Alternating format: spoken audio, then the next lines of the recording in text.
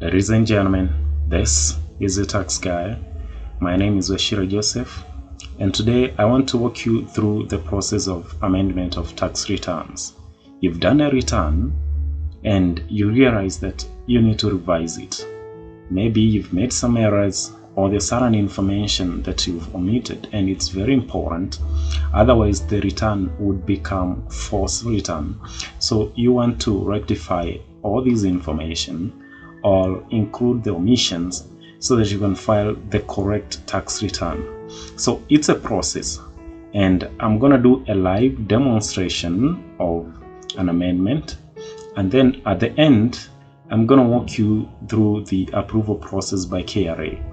Is the approval automatic, or at some point it's gonna be manual and KRA is gonna even request some documentation from you? So you're gonna look into all this. So some quick guide though in this video. For the best viewing experience of this video, consider watching it in high definitions, that is 720 and above.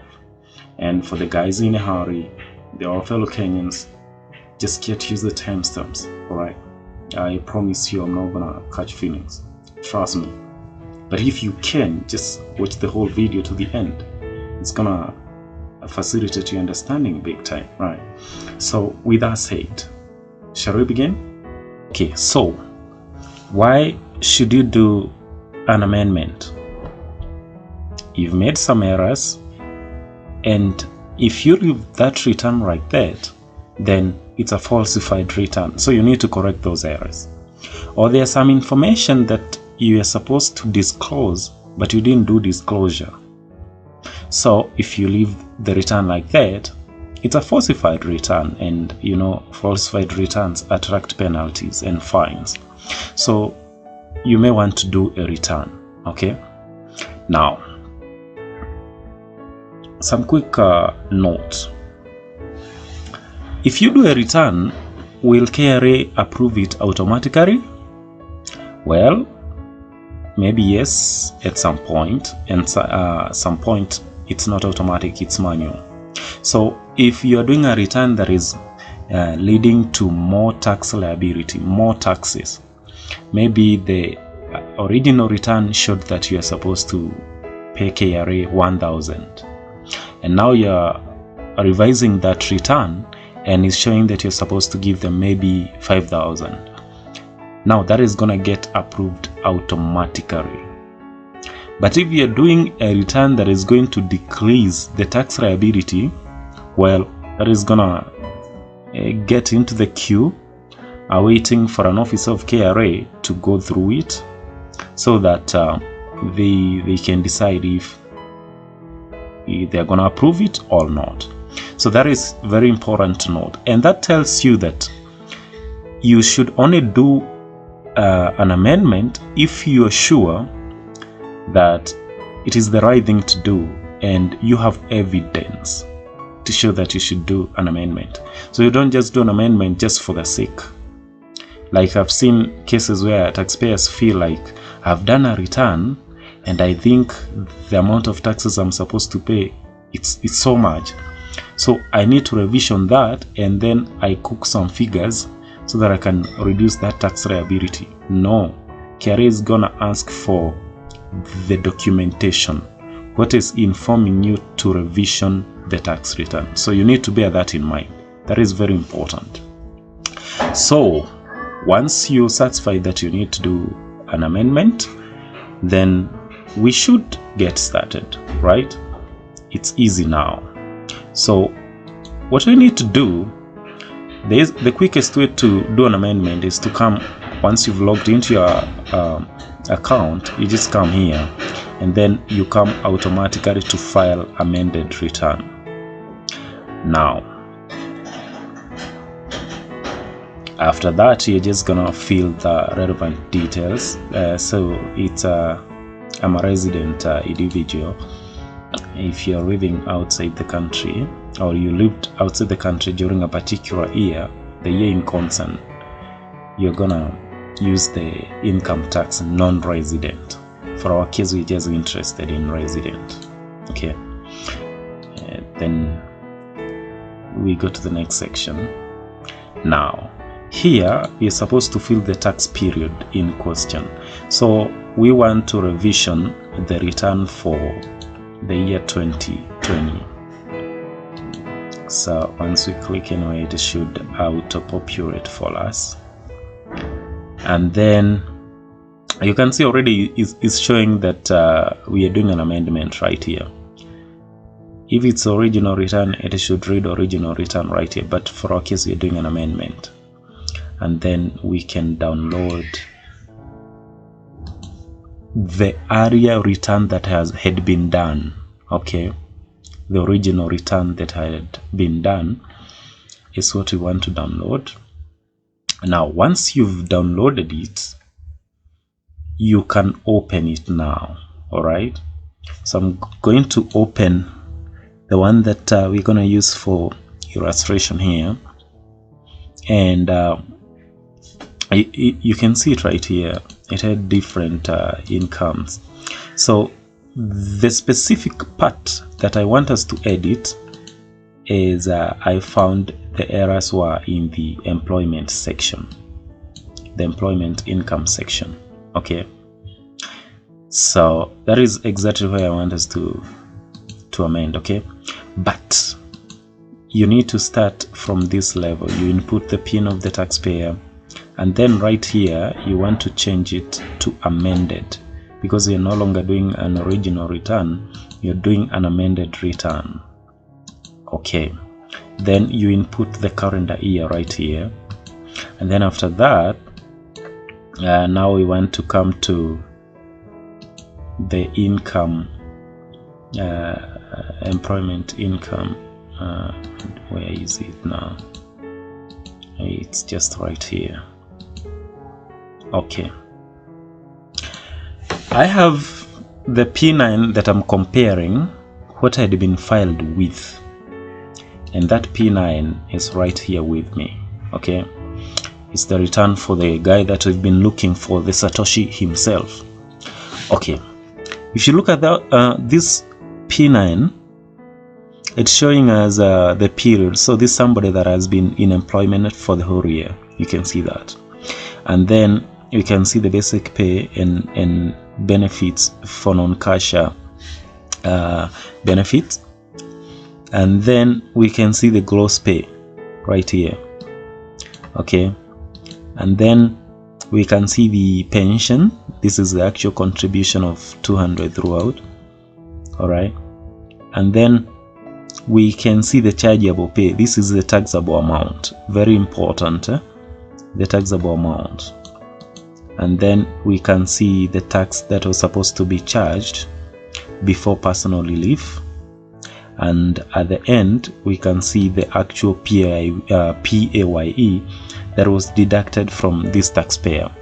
So we need to look whether what they filed as found in this Excel template, so we need to compare it with what is in our P9 form, and we can begin right away. All right, so we can begin with okay, the PIN of the taxpayer, of course, that one you're gonna get it. For our case, we are doing for Satoshi Nakamoto. He works for the Bitcoin Incorporation, and the gross pay right here, we check our P9. So the gross pay is 626,000. Okay, and we can see if that is the exact amount that this guy input, but the amount input here is 576. So we need to revision this. All right, 626,000. Allowances and benefit from employment other than car, so it is 0, and everything else here we can see is correct. So there's nothing else we're supposed to capture there because we don't have anything from our P9. All right, then the second one, we go to the details of PAYE deducted right here. As usual, everything looks correct here for the name and the PIN of the employer. So what we need to check is the taxable salary. Okay, this is quite confusing for some people. The taxable salary, some P9s read like chargeable pay, others taxable pay. So in this case, the column that we're interested in is this one, chargeable pay, and you can see the chargeable pay right here is 623,000. I can just copy that, and you just come and input it right here, 623,000. Now, tax payable on taxable salary. This is where another section that is quite confusing, but the tax payable is usually the PAYE, this section here. All right, so this figure is what you are gonna include as tax payable, right? So you're gonna copy it right there, 68,000. Amount of tax deducted, it's indicated here as 94,000. Where did that come from? Okay, the taxpayer took this section, but it shouldn't be this section. It should be PAYE. All right, so this is the section that we are interested in. So this is what we are gonna input, which is 68. Basically, the tax payable and the amount of tax deducted are the same. Okay, and once you do that, you're gonna see that the amount of tax payable or refundable, the balancing figure is 0. Okay, and to that end, you're okay. So basically, we've revisioned that return, and we have corrected the areas that had problems. Okay, I don't think there is another area that has a problem. Then after that, we can now come and do check the other areas. Let us look at the pension. So pension is how much? We are looking at the actual contribution, this section right here, the actual. So it is 2,400. So it is captured properly right here. The other one that we need to look at is the personal relief.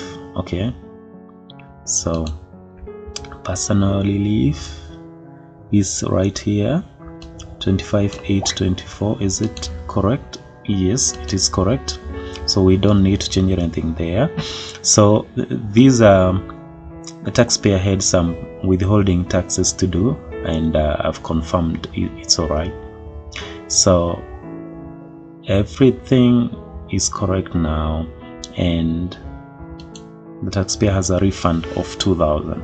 So this is the correct position and the correct way to revise and amend a tax return. So once you satisfied everything is all right, what you need to do is now a validation.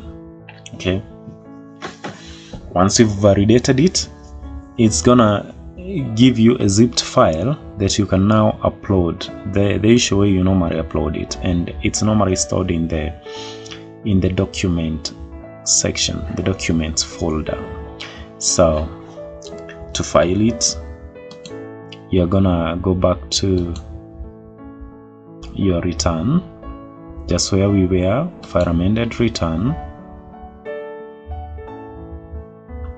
and then you select your residency, whether you're resident or non-resident, and then you select the tax period, and then you upload the file. So that file, you'll find it in the document folder, so you need to choose it and file it.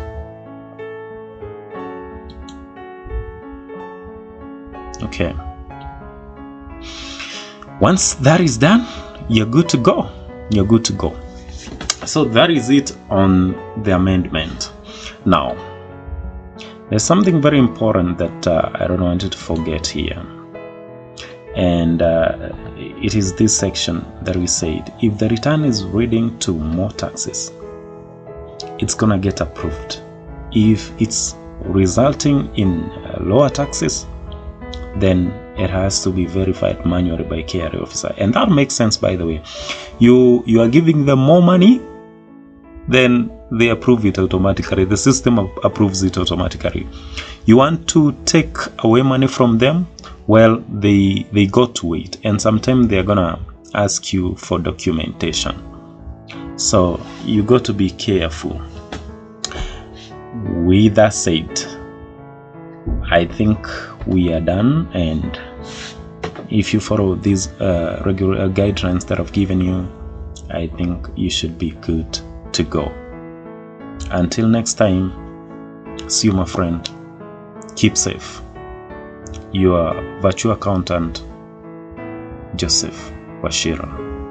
Goodbye.